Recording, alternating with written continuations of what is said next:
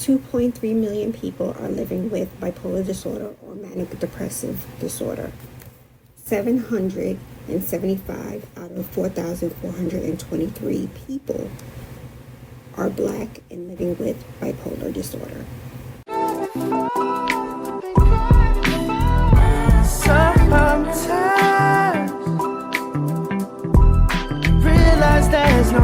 You have tuned into Breaking the Mask of Depression with your host, Diva with Depression.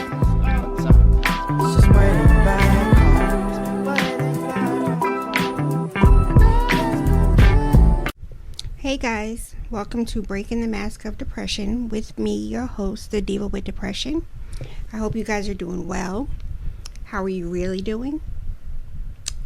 You see, I pause because we don't ask that enough.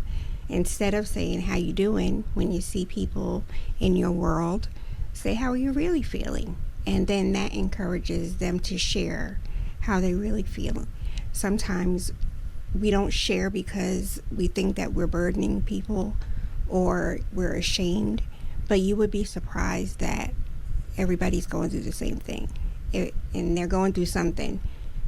It doesn't matter what it is. It just seems like nowadays everything is crazy and we're all going through something. So we have to be patient with each other. We have to be kind to each other and just understand. Try to start understanding where people are coming from and who they are. We don't give people grace. And I'm guilty because forgiveness, fuck that.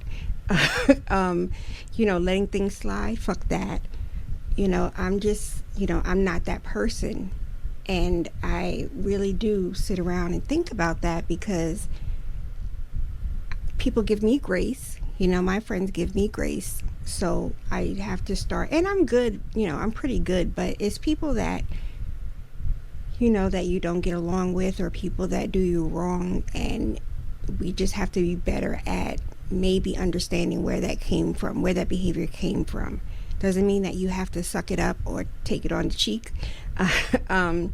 You just have to process and see, what is behind someone's behavior. So, remember that I said last episode, go listen to it, the ABCs of depression, that I wanted to start touching on the different types of mental illnesses, because people just say that they have depression, and that's just a general term. There's different types of depression. And so the next one is bipolar disorder, and there's bipolar disorder 1, bipolar disorder 2, and if I pronounce this name right, cyclothymic disorder. And those are the names that came from the National Institute of Mental Health.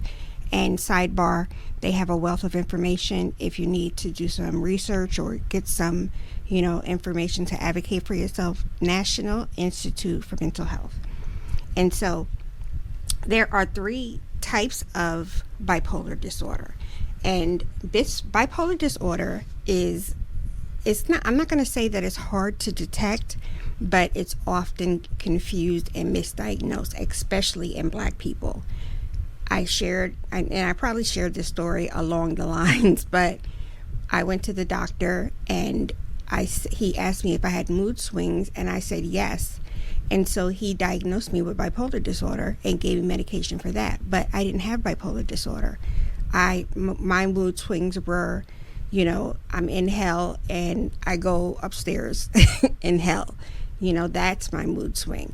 So, we have to be careful because, of course, we know that Blacks don't get the quality health care that they deserve. I want to say that they are more often afraid to go to the doctor, ashamed to go to the doctor. And so when we do go, we just throw out some symptoms. Oh, I've been depressed. Oh, I've been blue. And it's just so much deeper than that. So you have to, that's what made me start saying that I wanted to do this, because we have to, when you go, and I know it's annoying, but I write down everything.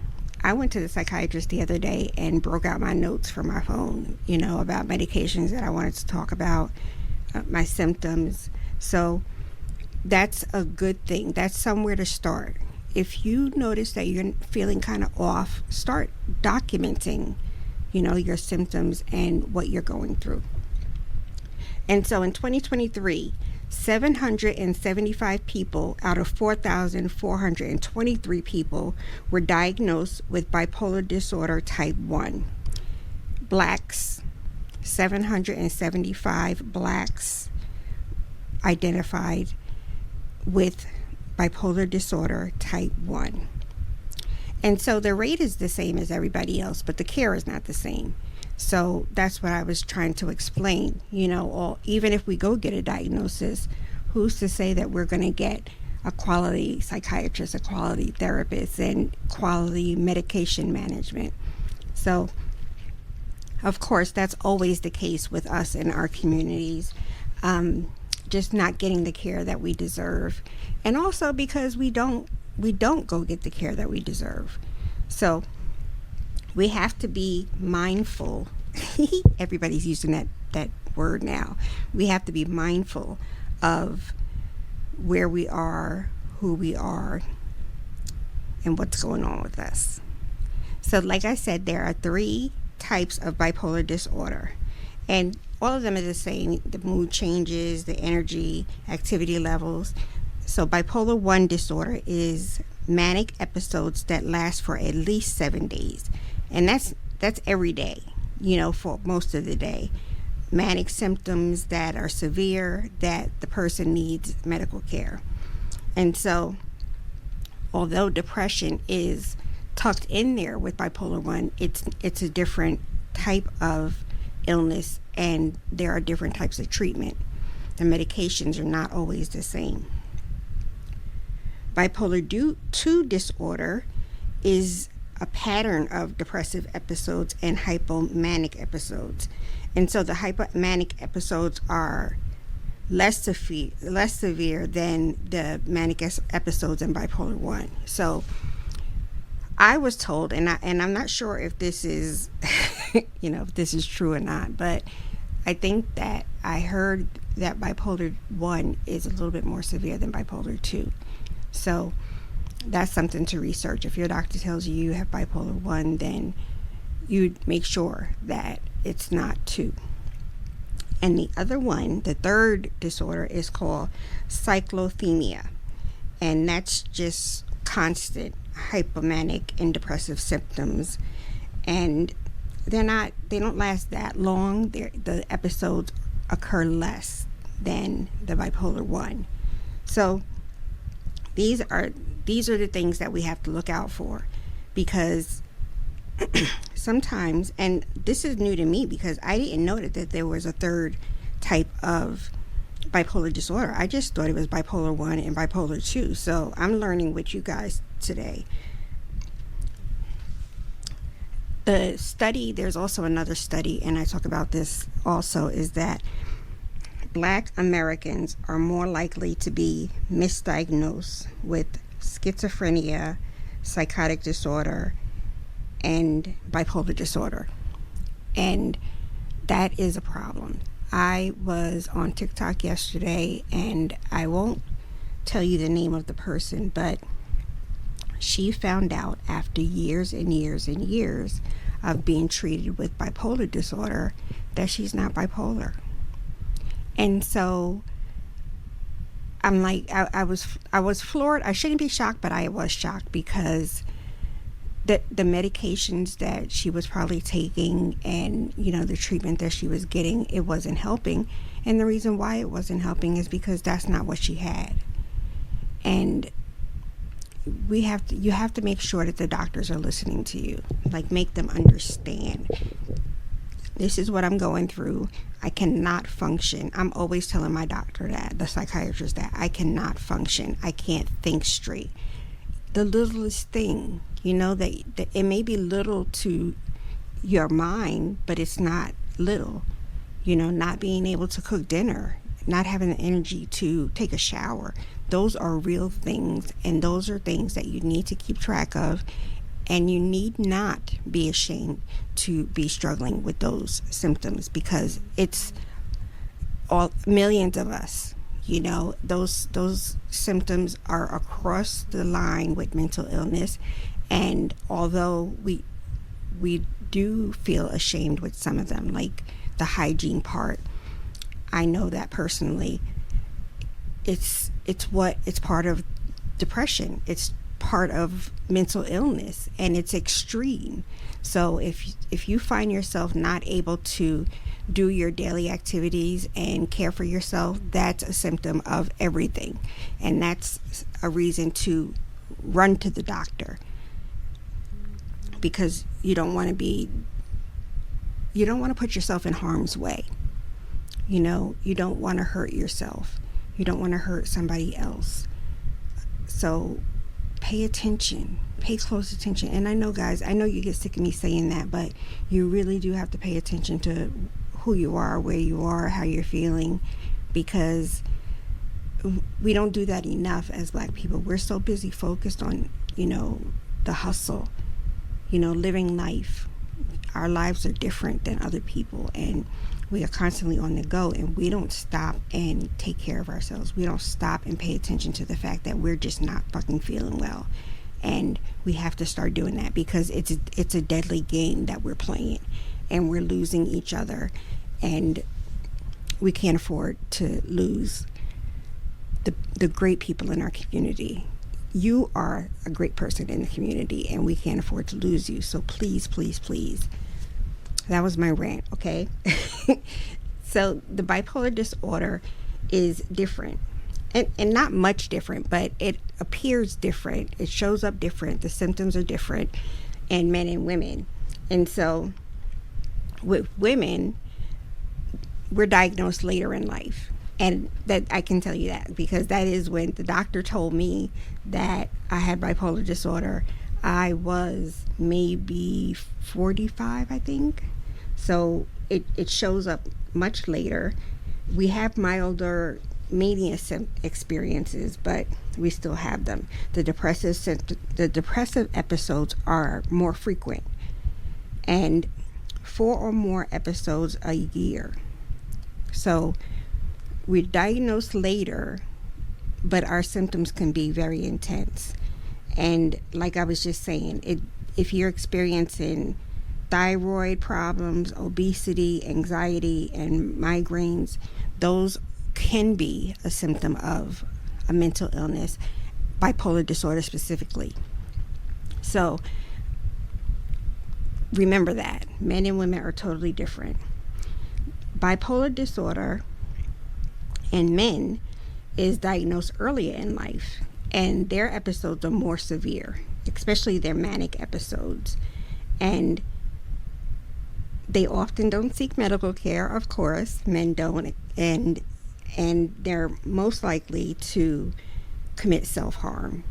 And we think of when you say self-harm, people think of cutting or something like that, but really, like alcohol use, smoking, eating, just all of those things are symptoms of a mental illness, because we're doing things to cover up our feelings, to make us feel better. And so men you need to get out there and start going to therapy. If you don't want to take medication, that's okay. But if you feel like you need somebody to talk to, then there's no shame in getting therapy. You should see, you guys have to go on Instagram, and I say this all the time, but there are so many Black men on Instagram that are talking about their mental health. There are more organizations that are geared towards Black men and mental health. So there's no reason for you not to get help anymore. There's no reason for you to be ashamed, because there's so many of you going through it, And men are different than women. Women, we get together and we're like, oh God, I feel like shit, and blah blah blah. But men, it's like, hey, how you doing, fellas? And shoot the shit instead of talking about how you're really feeling. So if you start to experience like mood swings, men, and there's an increase in your alcohol use or your smoking, and the episodes of depression are really severe, then there's something wrong, and I want you to go and find out what's going on. The teens and young adults. Now, I often tell you guys that both of my children, I was not sure that they were struggling with a mental illness because they were teenagers, and we often blow off teen angst and teen attitude because that's what happens when you're teen. Not even teen, before that, your hormones start changing, you start thinking you're the shit, or you're thinking that you're not the shit. It's just a whole bunch of stuff. So I didn't recognize that my kids were struggling because I thought it was just teen stuff. Maybe they didn't like school, maybe they were being bullied, or maybe they're just going through different changes in their body. And so that's something that is very dangerous, because we are losing our young people to suicide because they're not being recognized, they're not being heard. We're just blowing them off and saying that they're teenagers and there are, they're just going through something, but it's something that it's more. And so some of the common signs is intense happiness or silliness, and that's also part of a mood swing. So one minute your child could be like in the dumps, and then the next minute they're swinging from a tree. Like going, just acting up, acting out, being silly, making jokes. It just and it's so quick. Sometimes you don't even realize it. The temper, oh my goodness, and the irritability, oh my goodness. Especially in our girls. And so we think that our girls are just being dramatic. And I have to say this on air again, I was always told, oh, you're so damn dramatic. And I think that I said that to my girls one or two times too often, because yes, teenage girls can be dramatic and things can be more extreme for them, but if they're hurting, and we have to recognize that they're hurting. And so there's no such thing anymore as being too dramatic. There's no such thing as, you're just being a teenager. Now you have to make sure that when your child comes home, let's talk about it. Let's talk about how you feel about your new high school. Let's talk about how you feel about, being excluded by your friends. And let's talk about why you're so irritable. Why are you shouting? Why is your temper so short? Talking fast, racing thoughts. That is a clear sign when it comes to bipolar. That's one of their major symptoms, is that the racing thoughts and the talking fast. Depression, with manic depression, it's usually the opposite. We're usually slurring our words. We're talking slow. So if your baby, teen, or child is starting to, have revving, I call it revving thoughts and speech, then, sit down and find out what's going on. They start to think that I said they're the shit, right? And that's the teen thing, but it's also a symptom. I'm going to read it verbatim. Having an inflated sense of ability, knowledge, and power. So it's not them just thinking that they're the shit. It's that that could be something, that could be a symptom. So we have to pay attention. Poor judgment. And listen, poor judgment is from birth to death. You know what I'm saying? Like we all have poor judgment in some field. But if your baby starts to, just making harsh decisions, with different things frequently, then that's something to talk about. And so of course depression, ties into the bipolar disorder with the, the hopelessness, the sadness, the lonely, eating too much or too little. That's across the board. And so we have to start paying attention to our teens and recognizing that they're not just being dramatic, they are hurting or they're going through something, and we want to help them get through it. So there are different treatments for bipolar 1 and bipolar 2. The medication treatment is different for 1 and 2.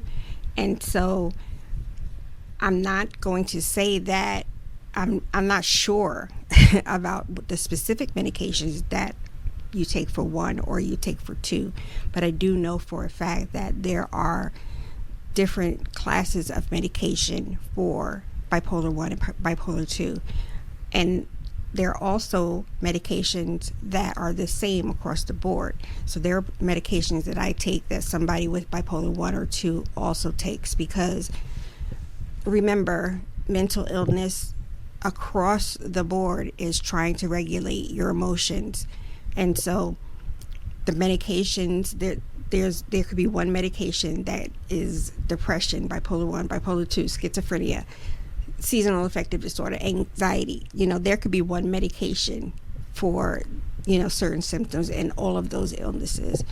So pay attention to that. And also, bipolar disorder is, how people say, oh, she's bipolar because somebody is acting different, or they're, supposedly acted out, and they're like, oh my gosh, she's acting fucking bipolar. And those are things that we have to stop saying, because we're brushing off how somebody is feeling. It's the same thing that's saying, oh, she's crazy. Well, okay, yes, I'm crazy, but I'm also struggling with things. I'm also living with a severe mental illness. So, crazy is part of who I am. And we have to stop being ashamed of it, because we're human, and having emotions is a human thing, and we shouldn't be ashamed to go and talk to someone and get help. And I'm specifically talking to men, because I've been having conversations with a lot of my friends lately, my guy friends, and they're struggling, but they won't go and get help because that's not what a man does. And we have to stop. They have to stop. You have to stop thinking like that, because we have to work together to save our communities. And if you're a black man and you don't feel comfortable talking to your male friends, then you don't want to go to therapy, maybe find one of your female friends or female family members that is understanding and is willing to listen and help you sort of work through how you're feeling, and decide, and then you can decide whether you want to go get help or not. You may, if you have bipolar 1 or bipolar 2, you may have a lifelong treatment, which means that you could be taking medication for the rest of your life, depending on the severity of the disorder. And I know that there are so many people that are, medication banners, against medication, but we got to do what we got to do. You know what I'm saying? Like, if you need to take medication to regulate your emotions and get through the day, then that's what you have to do. I always think of it as, I'd rather be taking my medicine every day than drinking whiskey every day, because it's just whiskey. What's whiskey going to do? Whiskey is not going to help me get through my day. It's going to help me feel good for a little while, but it's not going to help me get through my day. It's not going to help me process my emotions and increase my energy level. So medication is important, and just because it's a psychotic medication, or a psychiatric medication, I should say, so what? There are people with diabetes that are taking medication every day, giving themselves insulin every day. There are people with high blood pressure that have to take medication every day for the rest of their life. People with heart disease, medication for the rest of their life. So it's an illness just like everything else, and don't be afraid to consider medication. Of course, talk therapy is another treatment, and I always tell people, you go to psychiatrists and you get diagnosed and you get medication, but your therapist is crucial in your treatment plan, because the therapist can notice things in you that the psychiatrist doesn't have time to notice. Because like I always tell you guys, a psychiatrist appointment is usually 20 minutes at max, whereas a therapy appointment is 45 minutes to an hour. So your therapist has more time to help you process what's going on and help you understand your symptoms, and they can help you better understand what you're going through, and if you really are living with a bipolar 1, bipolar 2, manic depression. So I know that most of the therapists that I've had, they keep track of my symptoms, so they know, well, this is changing. So if this is changing, then that means that she might be crossing over to A, B, C, or D. So when I was misdiagnosed with bipolar disorder, it was a therapist that recognized that I didn't have bipolar disorder. So don't be afraid to tell your therapist everything, because that's what they're there for, number one. And number two, they see things that your psychiatrist or your primary care physician won't see in the short amount of time that they're with you. So I know that I keep saying this, but Black people, the state of the world is really fucked up, and some of the things that are going on in the world, especially for us, is, oh my God, it's mind-blowing. I was on Twitter the other day, and I just couldn't believe some of the rhetoric that is allowed, on a social media platform. I'm like, do you know that we could read this? Did you say that out loud? And so the harassment and the evil behavior towards Blacks, women and men are increasing, and it has a potential to become a major problem, more major than it already is. So make sure that you are regulating your emotions. Make sure that you are shielding yourself from the bullshit. Turn off the news. And there's nothing wrong with social media. I always say social media is a blessing and a curse, because you can go on social media and, like Twitter, for instance, you log on to Twitter and they have the trending, page, and you could just catch up real quick about what's going on in the world. You don't have to read everything. You don't have to read a whole article. So, just be mindful of what you're taking in. Going out into the world, just be aware. But recognize that this is not just frustration that we're dealing with. This really, people don't understand how much their environment affects their mental health. And so don't feel bad, or don't think that it's not possible that the politics is affecting your mental health. Don't think that corporate America is not affecting your mental health. There's so much going on, so much, and it triggers everything in some people. I was reading something the other day about our vice president, and it triggered me so bad. I had to write a post about it, because it's so disheartening, that this behavior is continuing, and we're in 2024. So I want you to pay attention to your symptoms, write them down. If you don't feel comfortable going to a psychiatrist first, go to your primary care physician with your listing and talk to them and set up a treatment plan from there. like I always say, one of my primary care physicians was the first to recognize that I was in the midst of a breakdown. It wasn't a psychiatrist. So she called the psychiatrist after she recognized, that I was spiraling. So don't discount your primary physician. They can help you find out what's going on and find a treatment. And make sure that you list and remember that there's a difference between bipolar 1 and bipolar 2, and document it. So there's a bunch of stuff going on in September. First of all, September is National Suicide Prevention Month. And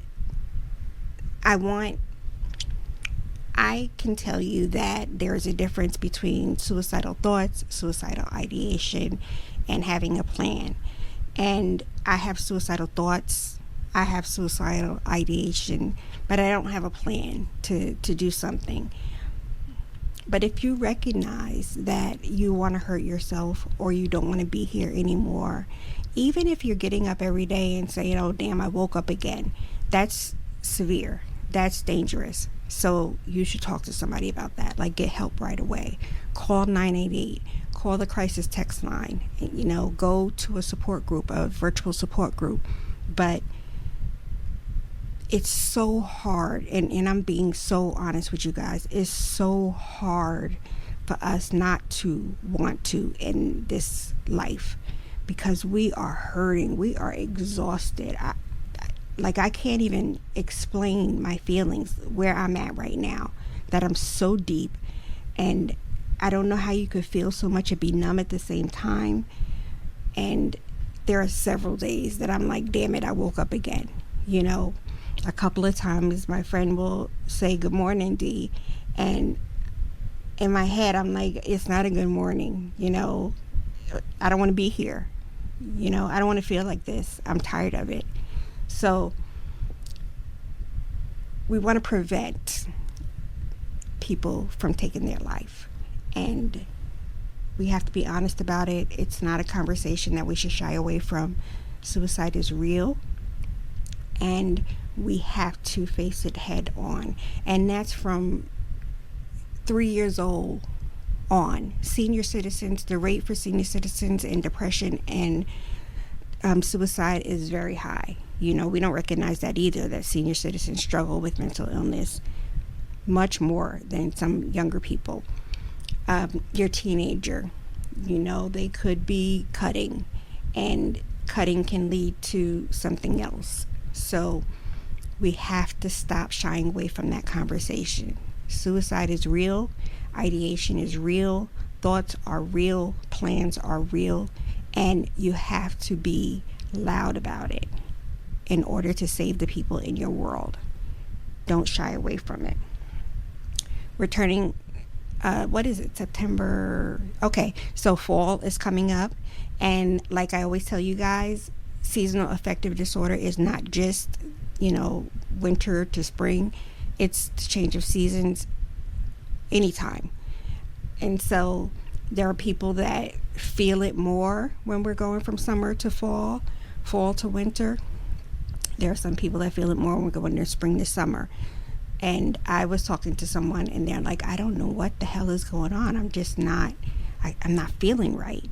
And that's when I recognized that, we're going into a different season. I think daylight savings time is getting ready to change again. So seasonal affective disorder, it's real. Pay attention to that. It's also Virgo season. Hey, it's my month. So happy birthday to all of the Virgos. And I hope that you have a safe and healthy birthday and a wonderful year ahead. Now, I mentioned earlier when I'm talking about suicide prevention, 988, the crisis text line. There's therapy for Black girls, for women. Black Beam is another organization. If you go to my page, my website, I have listings for all of these organizations. There is, I'm not going to say always someone to help, but there's a lot of people out there that can help. And the text lines and the helplines and the warm lines save lives. You know, they save lives. So if you're hurting, really, really hurting, and you can't talk to anybody around you, you're not by yourself. Text somebody, text a line, call a line, but don't sit there and struggle, because that's not healthy, and we need you to stay here. I will touch on another mental illness next week. I'm enjoying doing this because there are things that I'm learning about the different mental illnesses that I didn't know. And so I'm enjoying learning, and I'm also enjoying sharing it with you guys, because we are all we got, and we have to advocate for ourselves, and we have to make sure that we are being diagnosed properly, we are getting the right treatment, and we are getting healthier instead of worse. So divawithdepression.com, you can go there, you can read my blogs, you could get resources, books, sites. You can follow me on Instagram, you can follow me on Facebook, you can follow me on Twitter and TikTok. I haven't made videos on TikTok yet. Everybody keeps telling me I need to start. So I'm on all platforms, and I love when people message me to ask me, you know, for more information or where they can go. So do not feel bad if you message me on any platform or you email me. Don't give it a second thought, because I understand what you're going through and I want to help you get through it. Okay? So guys, take care of yourselves. I hope that you find even a moment of peace to help you to get through, and don't be ashamed to not be okay.